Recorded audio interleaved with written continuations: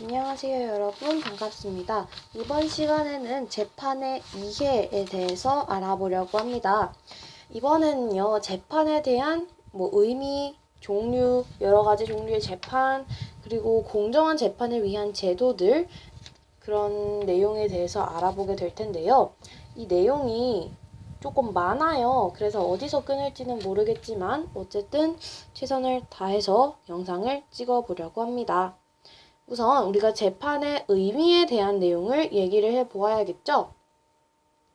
사회에서는 정말 많은 사람들이 살아갑니다. 그 사람들의 지위적 배경도 다르고요. 살아온 생활도 다 다릅니다. 그렇기 때문에 그 사람들이 사람이라면 다 다르기 때문에 크고 작은 분쟁들이 발생을 합니다. 분쟁은 당사자들이 자율적으로 합의해서 해결하는 것이 가장 바람직하겠죠. 그죠?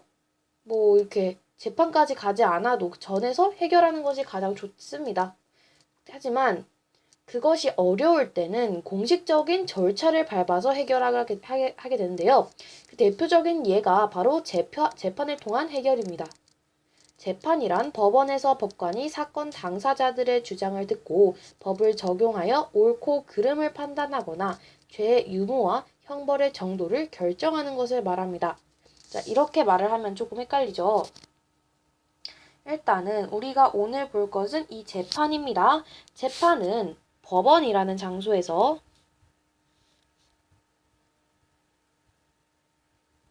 법원이 이렇게 생겼나요? 법원이라는 장소에서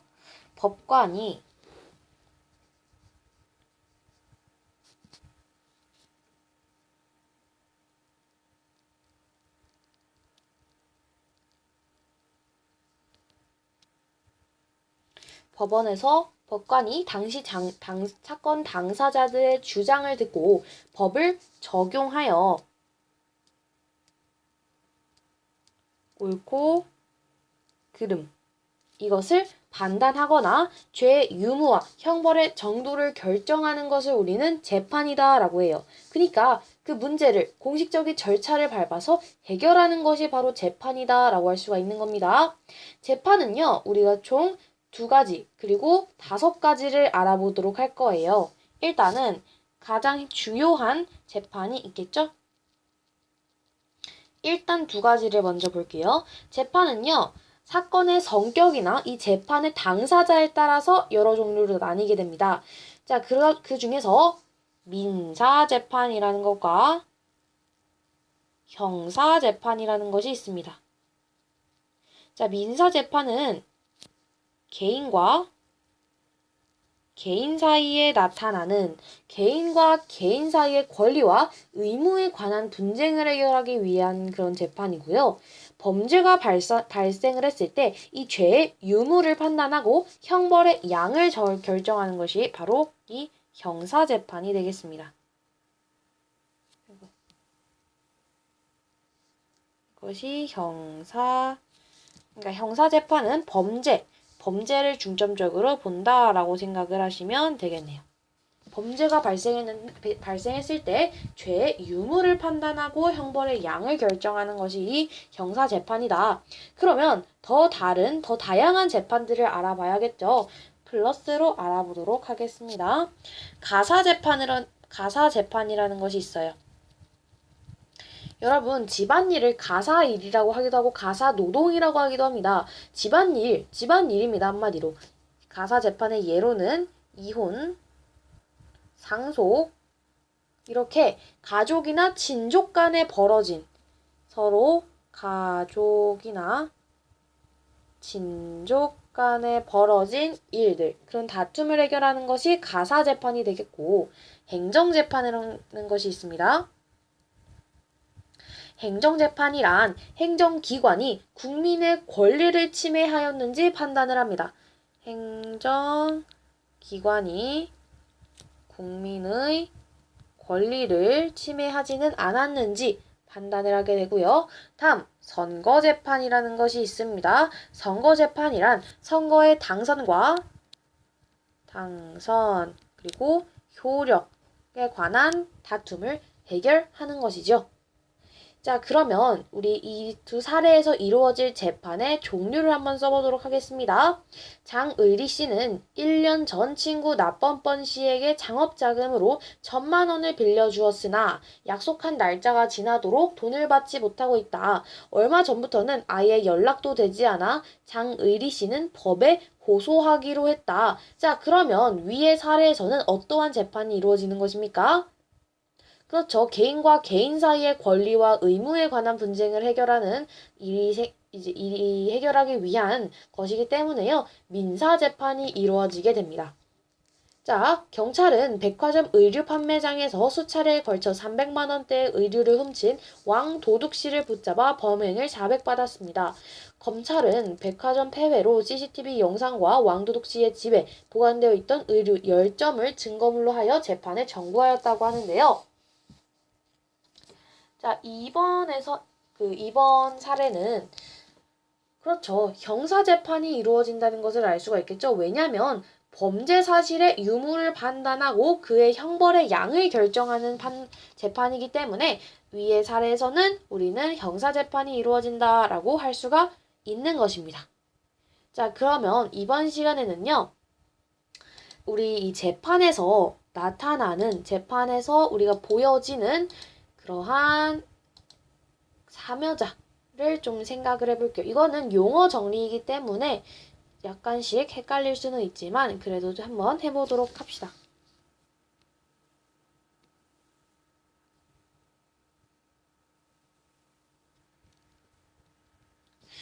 자, 우리는 민사재판과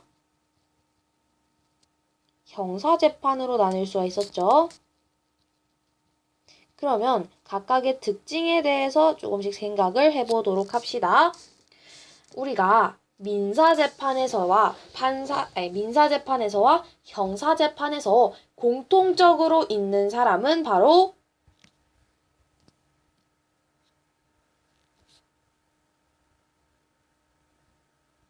판사입니다.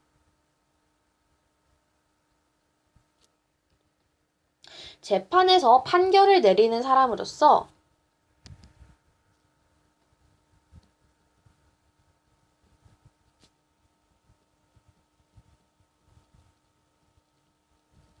우리는 이 사람을 판사라고 하고요.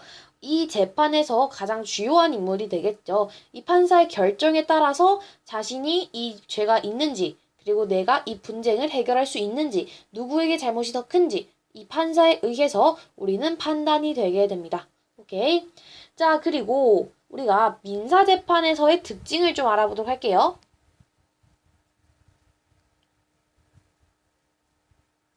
민사재판에서의 특징은요. 이겁니다. 바로 이 민사재판을 청구하는 사람을 우리는 원고라고 얘기를 합니다. 민사재판을 청구하는 사람을 우리는 원고라고 부르게 되고요. 이 민사재판에서 청구를 당한 사람,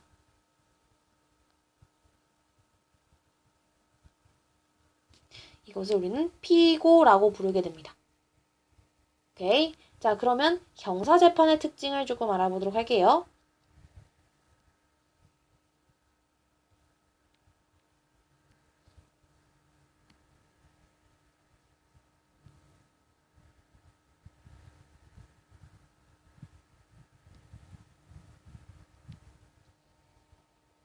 글씨가 조금 길어졌네요.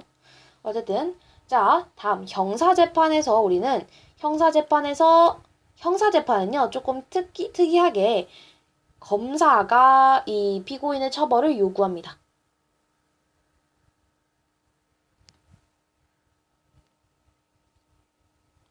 형사재판에서 이 형사재판을 청구하는 사람을 우리는 검사라고 얘기를 하고요. 이 형사재판에서 청구를 당한 사람, 그러니까 이 형사재판을 받는 사람을 우리는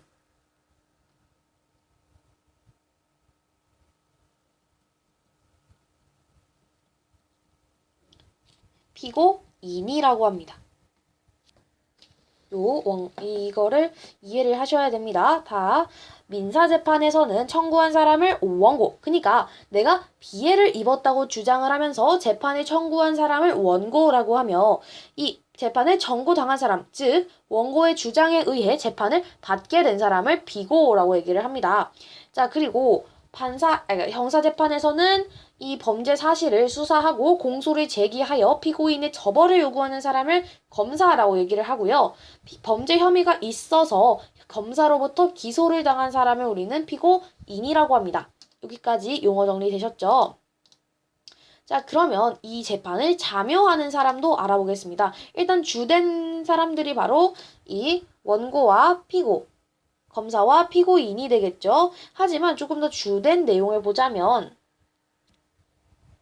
민사재판에서 이 민사재판 내용을 보는 겁니다. 원고 혹은 피고의 편에 서서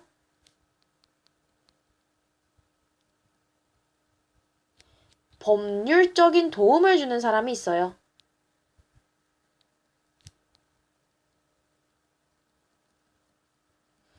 이 법률적인 도움을 주는 사람을 우리는 변호사라고 얘기를 하기도 하고요. 조금 더 정확한 용어는 소송 대리인이 되겠습니다. 자, 민사재판에서 원고나 피고의 편에 서서 그 법률적인 도움을 주는 사람을 우리는 변호사 또는 소송 대리인이라고 하고요. 형사재판에서 피고인의 편에 서서 피고인이. 그러면 피고인의 편에 서서 이 형사재판에 청구당한 사람의 편에 서서 법률적인 도움을 주는 사람.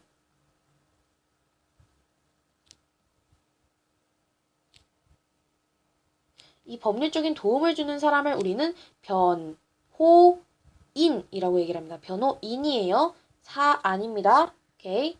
자, 그리고 재판에서 아까 말했죠. 판결을 내리는 사람을 우리는 판사다라고 얘기를 했다고 하였습니다. 이렇게 정리를 할 수가 있었어요. 자, 이 내용을 그러면 한 번 더 확인을 해보도록 하겠습니다. 이 재판의 절차에 대한 내용을 하고 끝내고 그 다음에 다음 내용으로 넘어갈게요. 자, 우리는 이 민사소송의 과정과 형사소송의 과정, 그러니까 민사재판, 형사재판의 과정을 좀 보도록 하겠습니다. 자, 우리가 아까 전에 사례를 한번 보았었죠? 나뻔뻔 씨가 장의리 씨에게 돈을 빌렸으나 날짜가 지나서도 갚지 않고 연락을 끊었어요. 그래서 장의리 씨가 나뻔뻔 씨를 상대로 돈을 갚을 것을 요구하는, 그렇죠, 무슨 소를 제기를 하였습니다. 자, 그러면 이 민사재판에서는 시작이 원고의 소장을 제출하는 것으로부터 우리가 시작을 하게 되겠죠?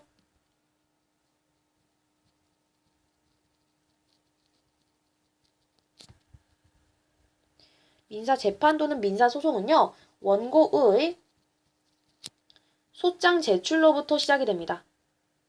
원고가 나 이거 이렇게 해주세요. 나 이거 이 사람이 잘못했다고 생각합니다. 그렇죠? 그러면 원고의 소장을 제출하게 되면요, 이 피고에게 소장 복사본을 전달하면서 피고의 답변서를 제출하게 합니다.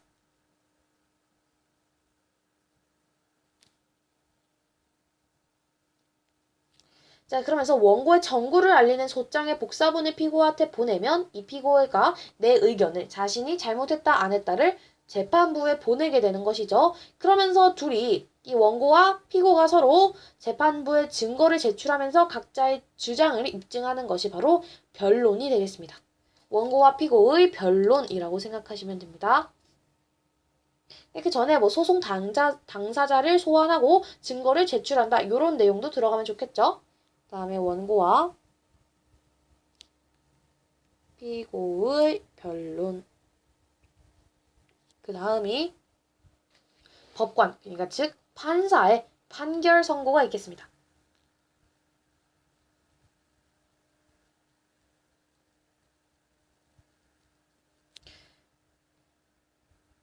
이렇게 생각을 할 수 있었어요. 자, 다시 정리해 볼게요. 민사재판은 원고가 소장을 제출하는 것으로부터 시작이 된다라고 말씀드렸고, 원고의 소장 제출. 그러면서 이 피고가 답변서를 제출합니다. 그 전에 원고의 소장을 복사해서 피고한테 전달을 하고 그 피고가 그 복사본을 보고 자신의 의견도 제출을 하는 것이죠. 그러면서 이 사이에는 들어갈 게 있었어요. 그렇죠. 둘이 일단 소환을 해야겠죠. 소송의 당사자를 소환을 하고 원고와 피고의 증거를 제출한 후에 이 변론을 하게 됩니다. 그러면서 그것을 보고 법관, 그러니까 판사가 판결을 선고하게 되죠. 자, 그러면서 여기서 조금만 플러스로 보자면 여기서는 법률적인 도움을 주는 사람인 변호사, 즉 소송 대리인도 이 재판에 참여를 하게 됩니다. 여기에 나오지 않았을 뿐이에요. 자, 이제 형사재판의 과정을 보겠습니다.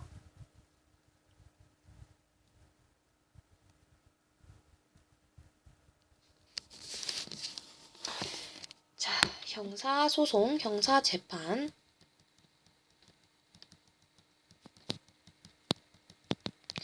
형사재판, 즉 형사소송은요. 고소나 고발, 피해자의 고소. 자, 고소와 고발의 차이를 좀 알아보겠습니다. 고소라는 것은 피의자, 그러니까 피해자가 직접적으로 고소를 하는 것이고요. 피해자가. 고발은요, 이것을 지켜본 목격자, 즉, 제3의 인물이, 제3자라고 합시다. 제3자가 이것을 간접적으로 이것을 내가 직접 당한 것은 아니지만 보고 고발을 하는 거죠. 보고 신고를 한다는 것이 바로 고발이 됩니다.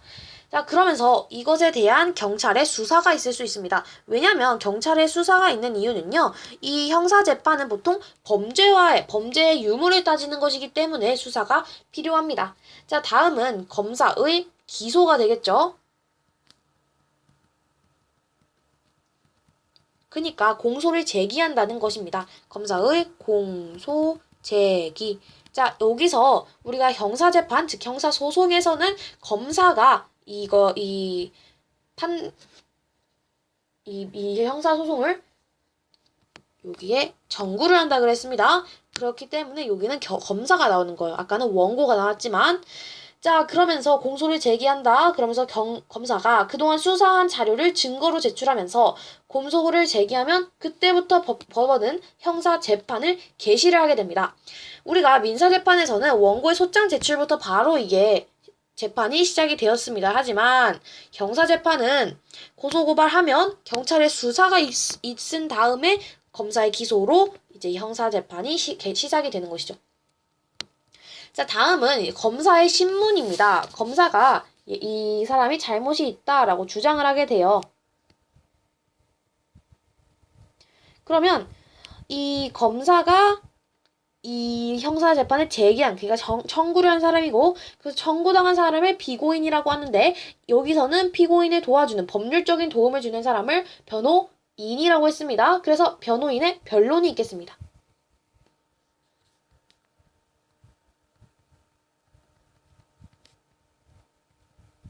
피고인과 변호인은요, 한 팀이 됩니다. 그러니까 변호인의 변론은 즉 피고인의 변론과 같다고 생각하시면 돼요. 한 팀이에요. 그래서 검사와 다투게 되는데 피고인이라는 것은 아직은 범죄자는 아니에요. 범죄 혐의가 있어서 형사재판을 받는 사람을 우리는 피고인이라고 하고요. 자, 그 다음에 판사의 판결 선고 똑같습니다.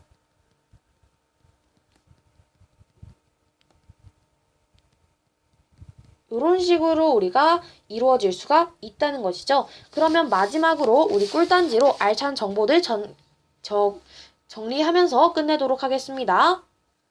네, 그러면 이번 시간에도요. 우리 알찬 정보들, 꿀팁들을 한번 정리를 해보도록 하겠습니다. 자, 우선은 우리가 재판이라는 것은 법원에서 법관이 법을 적용하여 옳고 그름을 판단하는 것이라고 했습니다. 그러면서 재판은 민사재판과 형사재판, 민사재판은 개인과 개인 사이에 발생한 그러한 사건들을 재판해서 옳고 그름을 따지는 것이고요. 형사재판은 범죄 사실의 유무를 판단하면서 그것의 형벌을 정하는 것입니다. 더해서 우리 가사재판, 가족과 친족과의 그런 집안일이라고 해서 집안일에 있는 그 사건들을 정리하는 것을 가사재판이라고 하고요. 행정재판, 행정기관이 국민의 권리를 침해하지는 않았는지 확인할 수 있는 행정재판. 자, 그 마지막으로 선거의 당선과 효력을 결정하는 선거재판이 있습니다. 자, 그러면서 우리는 이 재판에서 민사재판과 형사재판으로 나눌 수가 있었죠. 공통적으로는 둘 다 판사라는 사람, 이 재판에서 판결을 내리는 판사라는 사람이 존재를 하였고요. 민사재판에 청구하는 사람을 원고, 청구당하는 사람을 피고라고 했습니다. 그러면서 원고나 피고 편에 서서 법률적인 도움을 주는 사람을 변호사 또는 소송대리인이라고 얘기를 했습니다. 형사재판에 청구하는 사람은 검사였고요. 형사재판에 청구당한 사람은 피고 인이라고 했습니다. 그러면서 피고인의 편에 서서 법률적인 도움을 주는 사람을 우리는 변호인이라고 했습니다. 자, 마지막으로 이 재판 각각의 재판의 과정을 좀 알아보겠습니다. 자, 민사재판은 원고가 소장을 제출하는 것부터 시작을 하면서 피고당한 사람이 피고의 답변서를 제출합니다. 여기서 원고의 소장을 복사해서 원고의 소장 복사본을 피고에게 주어서 그 복사본을 보고 피고도 답변서를 제출해서 법원에 제출을 하게 됩니다. 자, 그러면서 이 원고와 피고의 변론이 있게 되는데요. 그 전에 일단은 실제로 원고와 피고가 그곳에 가야 합니다. 그러니까 소송 당사자를 소환하고 증거를 제출한 후에 원고와 피고가 변론을 하게 되는 것이며 마지막에는 법관의 판결, 즉 판사가 판결을 선고하게 됩니다. 자, 형사재판, 형사소송은요. 피해자의 고소 또는 제3자의 고발이 있었습니다. 그 후에 경찰의 수사가 있은 다음에 검사의 기소, 즉 공소 제기를 하게 되면서요. 검사가 이것을 검사의 신문이 있게 됩니다. 검사의 신문이 있게 되고요. 피고인 측 변론, 피고인과 변호인의 한 팀을 이뤄서 변호인이 또 변론을 하거나 피고인이 변론을 하게 됩니다. 그 후에는 이제 판사의 판결 선고가 있게 되지요. 이런 식으로 우리는 재판을 이런 식으로 나타낼 수가 있었다는 것을 알 수가 있습니다. 자, 다음 시간에는요. 국민이 배심원이 되어서 직접 참여를 할 수 있는 국민참여재판제도에 대해서 좀 알아보고요. 그 다음에는 공정한 재판을 위한 여러 가지 제도들에 대해서 알아보도록 하겠습니다. 오늘도 강의 봐주셔서 정말 감사드리고요. 혹시 궁금한 점이나 질문이 있으시면 언제든지 물어봐 주시기 바랍니다. 오늘도 즐거운 하루 되세요.